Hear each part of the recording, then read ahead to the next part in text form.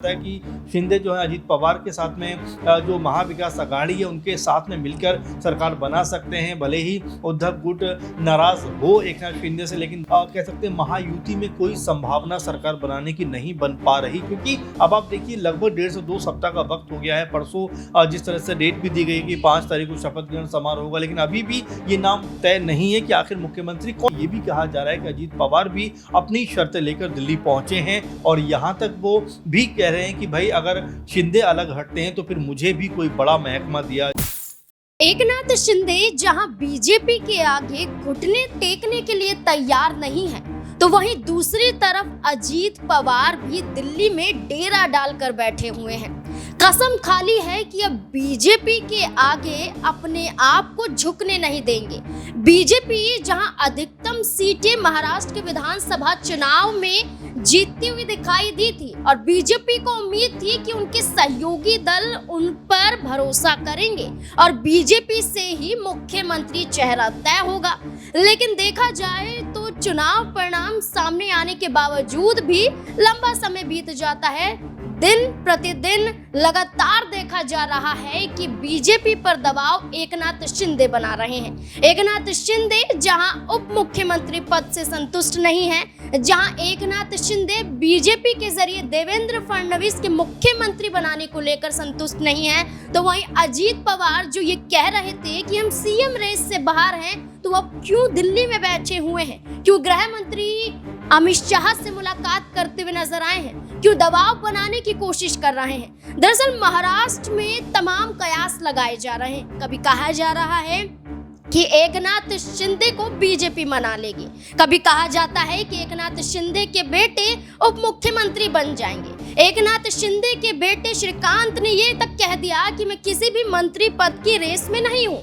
वहीं ये भी कहा जा रहा है कि एकनाथ शिंदे को मनाने के लिए बीजेपी के कई दिग्गज चेहरे लगातार मुलाकात भी कर रहे हैं, लेकिन ये भी कयास शुरू हो चुके हैं कि महाराष्ट्र में अब एकनाथ शिंदे मुख्यमंत्री बनकर रहेंगे और सहयोग उद्धव ठाकरे करते हुए नजर आ सकते हैं। अब बीजेपी से खुद एकनाथ शिंदे किनारे हो जाएंगे और अजीत पवार भी अंदर खाने कहीं ना कहीं समर्थन करते हुए नजर आएंगे। ये तमाम कयास चल रहे हैं। देखना होगा कि 5 दिसंबर को शपथ ग्रहण समारोह है, क्या उससे पहले तय हो जाएगा। इससे जुड़े हुए कई और बड़े सवाल यहाँ पर बनते हैं। मेरे वरिष्ठ सहयोगी अमन सर मेरे साथ मौजूद हैं। सर आपका बहुत बहुत स्वागत है। सर क्या लगता है, एक फॉर्मूला यहाँ पर तय किया जा रहा था कि अब एकनाथ शिंदे बीजेपी के साथ नहीं बल्कि महाविकास आघाड़ी के साथ जा सकते हैं, अजीत पवार भी समर्थन दे सकते हैं, और इसको लेकर इसलिए ही एकनाथ शिंदे और अजीत पवार बीजेपी का समर्थन नहीं कर रहे हैं। क्या लगता है आपको?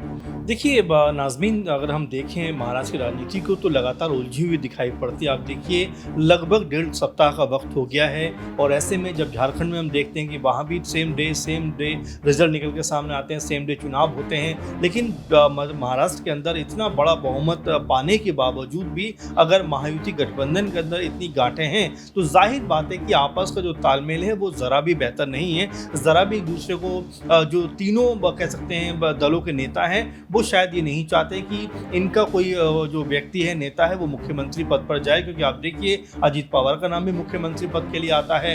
एक बार मैं भी कह सकते हैं अजीत पवार गुट की जो रूही उनकी नेता है उनसे बात कर रहा था, उन्होंने भी ये बात कही थी कि अजीत दादा को अब मुख्यमंत्री बनना चाहिए, आखिर कब तक उप मुख्यमंत्री बनते रहेंगे। और यही बात है कि अजीत पवार दिल्ली पहुंचे हुए हैं, लगातार बीजेपी के जो बड़े नेता हैं उनके साथ में मीटिंग करते हुए नजर आ रहे हैं। तो आप ये मानकर चलिए कि यहाँ पर जो स्थिति है वो अभी भी डावाडोल दिखाई दे रही है। अभी भी ऐसा नहीं है कि आपस का जो कह सकते हैं कि जो तालमेल बेहतर होना चाहिए वो अब उम्दा होता हुआ दिखाई पड़ रहा है, क्योंकि ये भी कहा जा रहा है कि अजीत पवार भी अपनी शर्तें लेकर दिल्ली पहुंचे हैं और यहाँ तक वो भी कह रहे हैं कि भाई अगर शिंदे अलग हटते हैं तो फिर मुझे भी कोई बड़ा महकमा दिया जाना चाहिए। तो ऐसे में सब दल जो हैं वो लगातार ये दबाव बनाना बीजेपी के ऊपर कि भाई अगर आप मुख्यमंत्री का पद अपने पास रखना चाहते हो तो कम से कम जो बड़े मंत्रालय हैं वो हमें मिलने चाहिए और इसी को लेकर लगातार माथापच्ची का दौर चल रहा है। शिंदे की बात करें, आप देखिए लगातार जब से वो बयानबाजी कर रहे हैं, कभी कहते हैं कोई दिक्कत नहीं, कभी कहते हैं सब ठीक है,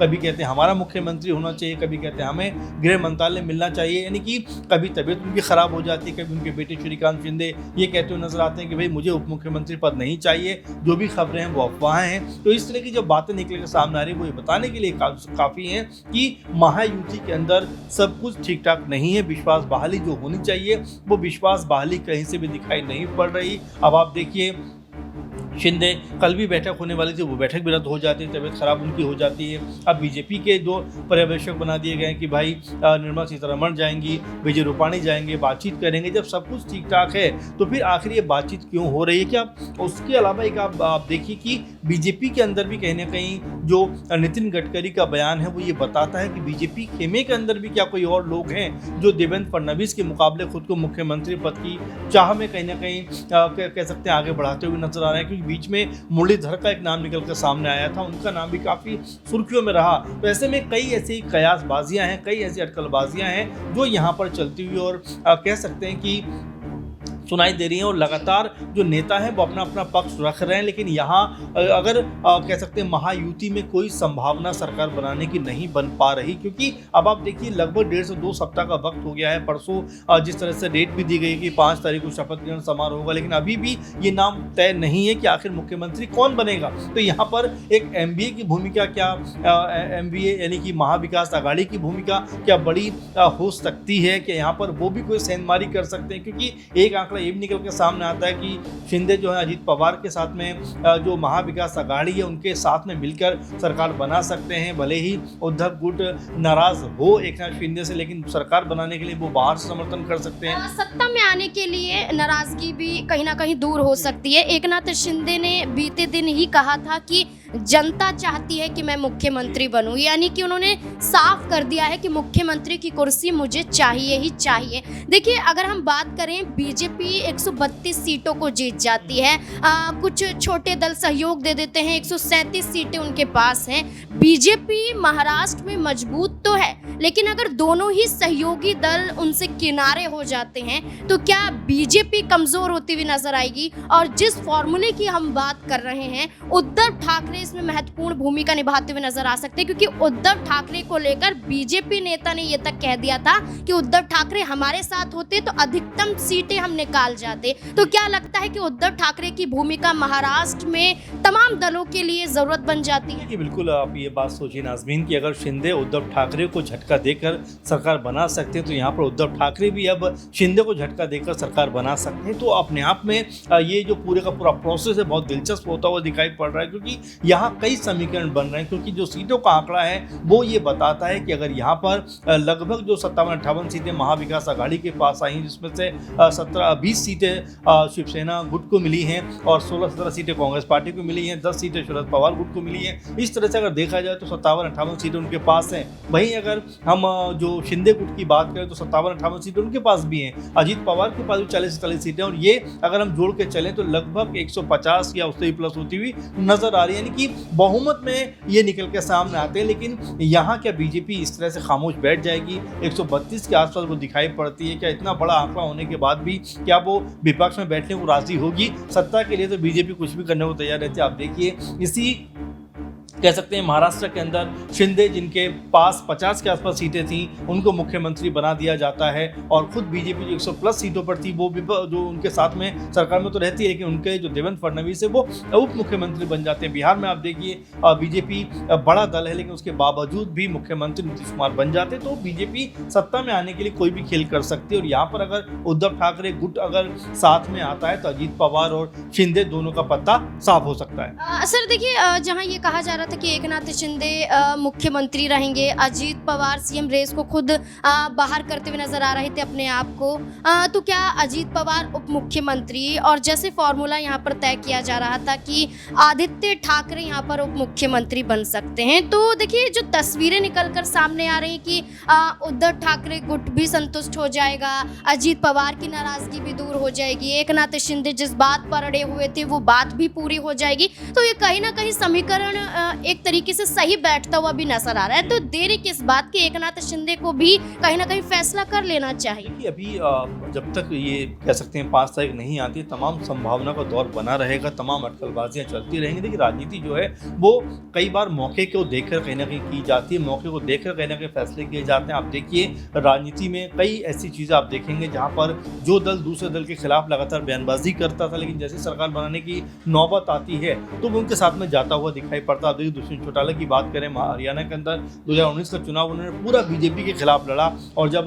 जरूरत आन पड़ती है बीजेपी को सरकार बनाने के 10 विधायकों की, तो तुरंत बीजेपी के साथ जाकर मिलकर सरकार बना लेते हैं। तो ये कई बार ऐसा देखा जाता है और ये बारंबार देखा जाता है। सिर्फ ये दुष्यंत चौटाला की बात नहीं, बल्कि तमाम दल ऐसे रहे जो एक दूसरे के खिलाफ तो दिखाई पड़ते, लेकिन जैसे ही उनको लगता है कि भाई यहाँ पर जाकर हमारी संभावना बेहतर हो जाएगी, तो वो वहाँ पर जाकर कह सकते हैं अपने आप को शामिल करते हुए नजर आते हैं। यही कुछ देखने को मिल रहा है कि क्या यहाँ पर उद्धव ठाकरे, जो अभी भी ऐसा नहीं लगता कि इंडिया गठबंधन के साथ कहीं भी शामिल, आप देखिए बयानबाजी भी बहुत कम हो गई है, सक्रियता ना के बराबर हो गई है। झारखंड जब शपथ ग्रहण समारोह हुआ हेमंत सोरेन का, वहाँ पर भी शायद शिवसेना से कोई नजर नहीं आया। तो कुल मिलाकर यहाँ शिवसेना भी क्या कुछ अलग मूड में दिखाई पड़ रही है। यहाँ तक खबर आ रही है कि भी कांग्रेस पार्टी से उनको अलग हटना पड़ेगा, नहीं तो उनकी विचारधारा जो है वो कुंद होती हुई नजर आएगी और यहाँ पर उनकी पार्टी समाप्ति के कगार पे आ सकती है। क्योंकि इतना बड़ा चुनाव होने के बावजूद भी अगर आपके पास में सिर्फ 20 सीटें आती हैं और शिंदे के गुट को अगर 57 सीटें आती हैं, तो जो लगातार ये कहा जा रहा था कि भाई हम असली हैं, हम असली हैं, उसको लेकर भी शिवसेना उद्धव ठाकरे का जो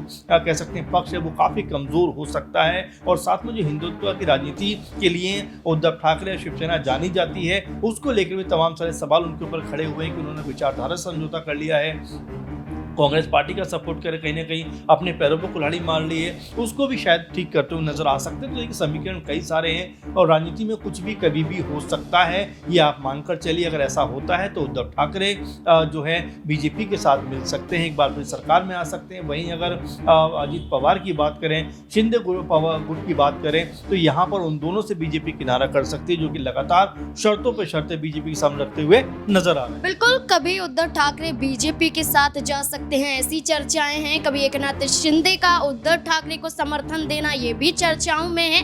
एक तरफ दबाव बनाया जा रहा है कि देवेंद्र फडणवीस और एकनाथ शिंदे 2.5 साल के लिए मुख्यमंत्री भी बन सकते हैं। महाराष्ट्र में बड़ा खेल चल रहा है कुर्सी का। देखना होगा कि विधायक दल में आपसी सहमति नजर आएगी या फिर महाविकास अघाड़ी अपनी रणनीति में कामयाब हो जाएगी। एकनाथ शिंदे जो दबाव बना रहे हैं मुख्यमंत्री पद को लेकर, क्या कामयाब हो पाएंगे, एक बड़ा सवाल अभी भी रह जाता है। क्योंकि 5 दिसंबर को होना है शपथ ग्रहण समारोह, उससे पहले क्या कुछ होगा महाराष्ट्र में, तमाम चर्चाएं जारी हैं। इस पूरे मुद्दे को लेकर अब आपकी राय क्या है? अपनी राय भी कमेंट सेक्शन में जरूर दें। देखते रहें SPN9 न्यूज़। धन्यवाद।